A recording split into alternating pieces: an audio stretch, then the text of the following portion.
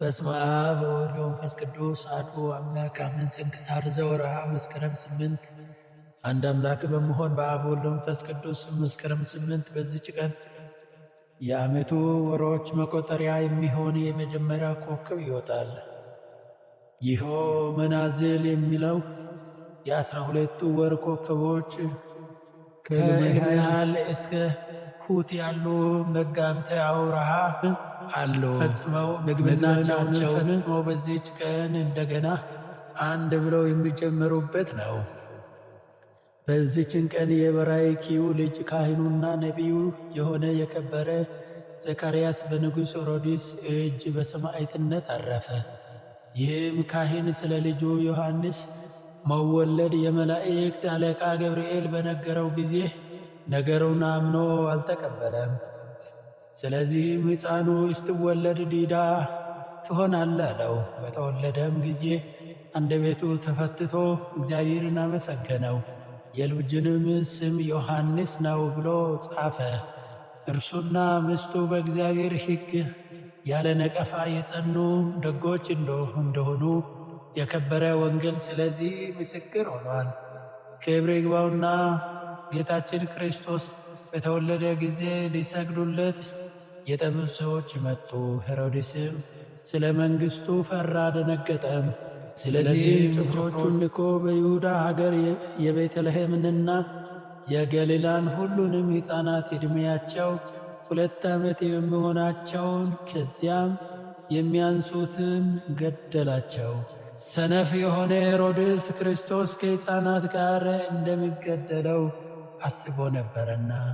ከዚህ በኋላ የእግዚአብሔር መልአክ ለዮሴፍ በሕልም ተገልጾለት ስላዘዘው ጌታችን ሕፃኑንና እናቱን እመቤታችንን ድንግል ማርያምን ይዞ ወደ ግብፅ ሀገር መጡ። ኤልሳቤጥ ግን ሕፃኗን ዮሐንስን ይዛ ወደ ዱር ወጣች፣ ወደ ሲና በረሃም ሸሸች። በዚያም ሕፃኑን እያሳደገች 7 ዓመት ኖረች። ከዚህም እርሷ አረፈች። ሕፃኑም በመምህርነት ለእስራኤል እስከሚገለጥበት ጊዜ ድረስ በበረሃ ውስጥ ብቻውን ኖረ። ሕፃናትንም ከገደላቸው በኋላ ዮሐንስ ክርስቶስ እንደሆነ ሄሮድስ አሰበ፣ ተጠራጠረ። ከአባቱ ከዘካርያስ ዘንድ ሕፃኑን ይሹ ዘንድ ወታደሮቹን ላከ። ዘካርያስም ሕፃኑ ያለበትን ወይም እናቱ ያለችበትን እኔ አላውቅም አለ። ሄሮድስም ልጅህን ካላመጣህልኝ እኔ እገልሃለሁ አለው። ዘካርያስም ከእርሱ ዛቻ የተነሣ አልፈራም። ወታደሮችንም አዝዞ በቤተ መቅደሱና በመሠዊያው መካከል ገደሉት። ክብር ይግባውና እግዚአብሔርም ሥጋውን ሰወረ፣ ደሙ ግን እንደ ድንጋይ ሆነች። ካህናቱና ሕዝቡ እንደ ልማዳቸው ለጸሎት በመጡ ጊዜ ከካህናት አንዱ ወደ ቤተ መቅደስ ውስጥ ገባ። የረጋ ደምን አገኘ። ከመሠዊያውም እንዲህ የሚል ቃልን ሰማ። እነሆ የበራክዩ ልጅ ዘካርያስ ተገደለ፣ የሚበቀልም እስከሚመጣ ደሙ ስትጮህ ትኖራለች። እንዲህ በሚልም አለ። ከ12ቱ ደቂቀ ነቢያት የሆነ የበራክዩ ልጅ ዘካርያስ ይህ አይደለም፣ ያ አልተገደለም። በዕድሜው ሩት በሚባል ሀገር ሞተ እንጂ ሥጋውም በዚያ ያለ ጥፋት ተገኝቶ ቤተ ክርስቲያን ሰርተውለታል። የዚህ ዘካርያስ ግን ሥጋው አልተገኘም፣ ስለ መገደሉ የደሙ ድምፅ ምስክር ሆነ እንጂ። ደግሞ እንዲህ ተባለ፣ ሄሮድስ ሕፃናትን በገደላቸው ጊዜ ከአይሁድ አንድ ሰው መጥቶ የእግዚአብሔር መልአክ ትወልዳለህ ብሎ ነግሮት ለዘካርያስ ልጅ ተወልዶለታል፣ ምናልባት እርሱ ክርስቶስ ይሆን አለው። ስለዚህ ሄሮድስ ሕፃኑን ዮሐንስን ይገድሉት ዘንድ ወታደሮቹን ላከ። ዘካርያስም ወታደሮቹን እንዲህ አላቸው፣ ሕፃኑን እኔ ወደ ሌላ ቦታ ወስጄዋለሁ፣ ከእኔ ጋር መጥታችሁ ራሳችሁ ከዚያ ቦታ ውሰዱት። ወደ ቤተ መቅደስም እስካስገባቸው ድረስ ወታደሮቹም አብረውት መጡ። እርሱም ሕፃኑን ልጁን በመሠዊያው ጠርዝ ላይ አኑሮ ጸለየበት። ይህም የልጁን መወለድ የእግዚአብሔር መልአክ ለእርሱ የነገረበት ነው። ያን ጊዜ የእግዚአብሔር መልአክ ሕፃኑ ዝፍታ ወደሚባል በረሃ ነጥቆ ወሰደው። ሕፃኑንም ባላገኙት ጊዜ አባቱን ዘካርያስን ገደሉት። ስለዚህም ጌታችን አይሁድን በቤተ መቅደስ መካከል የገደላችሁት የዘካርያስ ደም በላያችሁ ይደርሳል አላቸው። ለመገደሉ ምክንያት አይሁድ ናቸውና እንዲህ አለ። ለእግዚአብሔር ምስጋና ይሁን፣ እኛንም በጸሎቱ ይማረን ለዘላለሙ አሜን። በዚችም ቀን ደግሞ የእግዚአብሔር ሰው የሆነ ደርሶ የዋህ ቅን ጻድቅ የነቢያት አለቃ የሙሴ ዕረፍቱ ነው። ይህ ነቢይ ነፍሱን ስለሳቸው አሳልፎ እስከ መስጠት ከእግዚአብሔር ወገኖች ጋር የደከመ ነው። እርሱም በግብፅ አገር በኤርትራ ባሕርም ድንቆች ታምራትን ያደረገ ነው። ይህ ስለ ፈርዖን ትእዛዝ ወላጆቹ በግብፅ ወንዝ ውስጥ በጣሉት ጊዜ አውጥታ ላሳደገችው ለፈርዖን ልጅ ለተርሙት ልጇ መባልን አልወደደም። እርሱ ፈርዖን የዕብራውያንን ወንዶች ልጆች የገላቸው ዘንድ አዝዞ ነበረና ባገኘችውም ጊዜ ለእርሷ ልጅ ሊሆናት ወስዳ በመልካም አስተዳደግ አሳደገችው። 40 ዓመትም በሆነው ጊዜ አንዱን ዕብራዊ የግብፅ ሰው የሆነ ሲያጠቃው አየ። ለዕብራዊውም ተበቅሎ ግብፃዊውን ገደለው።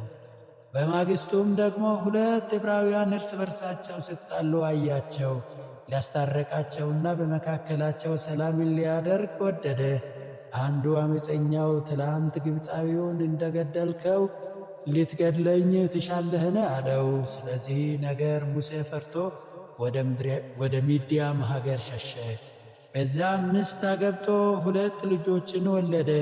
በዚያም 40 ዓመት ኖረ። በአጦስ ቁጥቋጦው ውስጥ እሳት እየነደደ ራእይን አየ። አይቶ ሊረዳ በቀረበ ጊዜ አጦስ በተባለ ቁጥቋጦ ውስጥ እግዚአብሔር ተናገረ። ወደ ግብፅ አገር ሂዶ የእስራኤልን ልጆች ከዚያ እንዲያወጣቸው ከዚህ በኋላ እግዚአብሔር በሙሴ እጅ በግብፃውያን ላይ 10 መቅሰፍቶችን አመጣ። መጀመሪያ የወንዙን ውሃ ደም ማድረግ፣ የመጨረሻው የግብፃንንም የበኩር ልጅ መግደል ነው። ከዚህም በኋላ ሕዝቡን ከግብፅ ሀገር አወጣቸው። የኤርትራን ባሕር ከፍሎ የባሕርን ውሃ በጦቻቸው በፈርዖንና በሰራዊቱ ላይ ገልብጦ አሰጠማቸው። ከዚህ በኋላ በምድረ በዳ ውስጥ 40 ዓመት ሙሉ መና ወረደላቸው፣ ውሃንም ከዓለት አፈለቀላቸው። ይህንን ሁሉ በጎ ሥራ በዚህ በደግ ነቢይ ሙሴ እጅ እግዚአብሔር አደረገላቸው። እነርሱ ግን ይዘልፉት ነበር፣ ብዙ ጊዜም በድንጋይ ሊወግሩት ሽተው ነበር። እርሱ ግን በእነርሱ ላይ ልቡን አሰፍቶ በመታገስ ለወዳጃቸው ወደ እግዚአብሔር ይማልዳል። እነርሱንም አብዝቶ ከመውደድ የተነሳ እግዚአብሔርን አቤቱ የዚህን ሕዝብ በደሉን ይቅር ካላልክ ከሕይወት መጽሐፍ ሰርዘኝ። ሰው ከወዳጁ ጋር እንደሚነጋገር 570 ቃላትን ከእግዚአብሔር ጋር እንደተነጋገረ መጽሐፍ ምስክር ሆነ። የእስራኤል ልጆችም በሚያዩት ጊዜ እንዳይሞቱ ፊቱን እስከሸፈነ ድረስ በእግዚአብሔር በጌትነቱ ብርሃን ፊቱ በራ። 120 ዓመት የሆነ ዕድሜውም በተፈጸመለት ጊዜ ለአገልጋዩ ለነዌ ልጅ ለኢያሱ ሕዝቡን እርሱ እንዲጠብቃቸው እንዲያስረክበው ሙሴን ለኢያሱ አስረክብ ብሎ አዘዘ። ሙሴም ኢያሱን ጠርቶ የእግዚአብሔርን ትእዛዝ አዘዘው። ሕጉንም እንዲጠብቅ ሕዝቡንም ለኢያሱ በእጁ አስረከባቸው። ወደ ምድረ ርስትም እርሱ እንደሚያስገባቸው አረጋገጠለት። ሙሴም እግዚአብሔር እንዳዘዘው በምስክሩ ድንኳን ውስጥ የሚሠራውን ሁሉ ሰርቶ ካዘጋጀ በኋላ በተራራ አረፈ። በዚያም በመላእክት እጅ በስውር ተቀበረ። የእስራኤል ልጆች ወስደው እንዲያሉት እግዚአብሔር የሙሴን ሥጋ ሰወረ። በእስራኤል ልጆች ውስጥ እንደ ሙሴ ያለ ደግ፣ የዋህ፣ ቅን የሆነ ነቢይ እንደማይነሣ መጽሐፍ ምስክር ሆነ።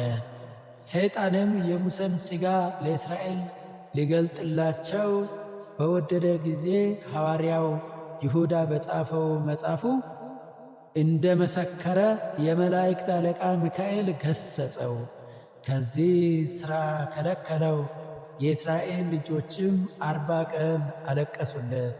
ለእግዚአብሔርም ምስጋና ይሁን፣ እኛንም በጸሎቱ ይማረን፣ በረከቱም ከእኛ ጋር ትኑር ለዘላለሙ አሜን።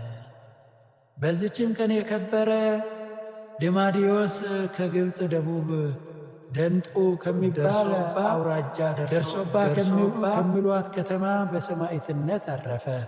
እርሱ ሁልጊዜ ወደ ቤተ ክርስቲያን ይገሰግሳል። ድሆችንና በሽተኞችን መጎብኘትንም ይወዳል። ብርሃናዊ ሰውም ተገልጦለት ሄዶ የሰማዕትነት አክሊል እንዲቀበል አዘዘው። ሰማያዊ የሆነ ቃል ኪዳንንም ገባለት። በዚህም እጅግ ደስ አለው። አባቱና እናቱን ትቶ ከአገሩ ወጣ። ስለ ከበረ ስሙ በሚቀበለው መከራ ውስጥ እርዳታ እንደሚሰጠው እንዲያጸናው ወደ እግዚአብሔር ጸለየ።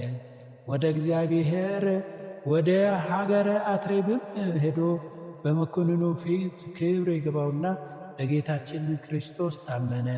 መኮንኑም ታላቅ ሥቃይን አሰቃይቶ የእስክንድርያ ሀገር ገዢ ወደ ሆነ ወደ ሉኪያኖስ ሰደደው።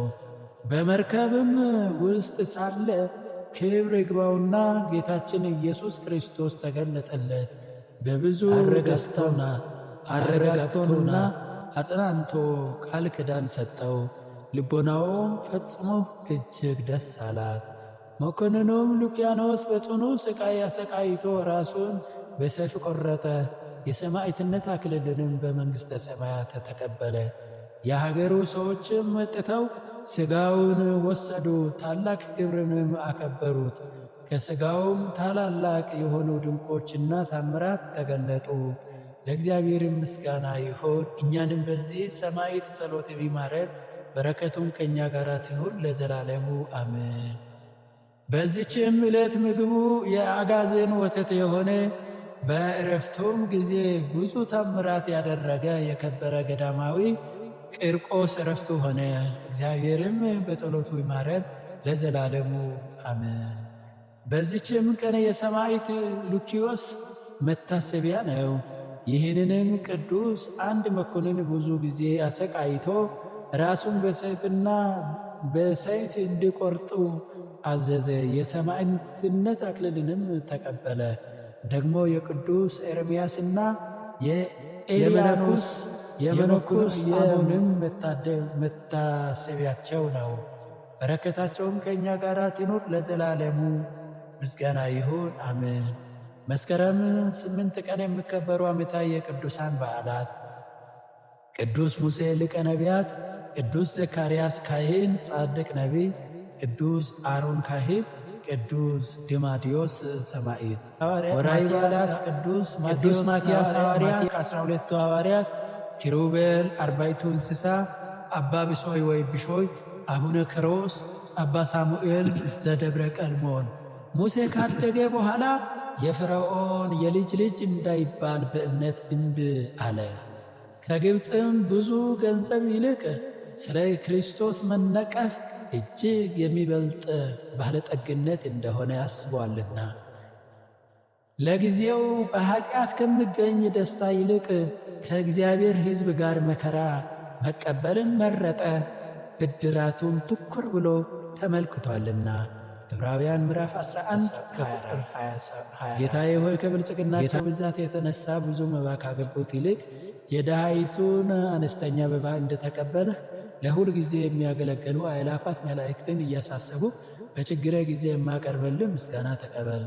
እናንተም ቅዱሳን ነቢያት፣ የወንጌል ሰባኪያን ሐዋርያት፣ ሰማዕታትና ጻድቃን፣ ትጉሃን መላእክት፣ ፍጹማን ደናግል እንዲሁም ደጋጎች መነኮሳት ሆይ ልጅ አዋቂ ሳይለይ የምንሰበሰብበትን የጉባኤ ቦታ ባርኩ። ይህን መጽሐፍ ወረቀት አዘጋጅቶ ብራና ደምጦ የጻፈውና የተጻፈው ከግዕዝ ወደ አማርኛ የተረጎመውን ቃለ ንባቡን በእርጋታ መንፈስና በተመስጦ ሕሊና ያዳመጠ በደለኛን ሁሉ የምታስምር የጌታ እናቱ በማርያም ጸሎት ኢየሱስ ክርስቶስ በአንድነት ይማረን፣ አሜን። ወስብሐት ለእግዚአብሔር ወለወላዲቱ ድንግል ወለመስቀሉ ክቡር፣ አሜን። ይቆየን።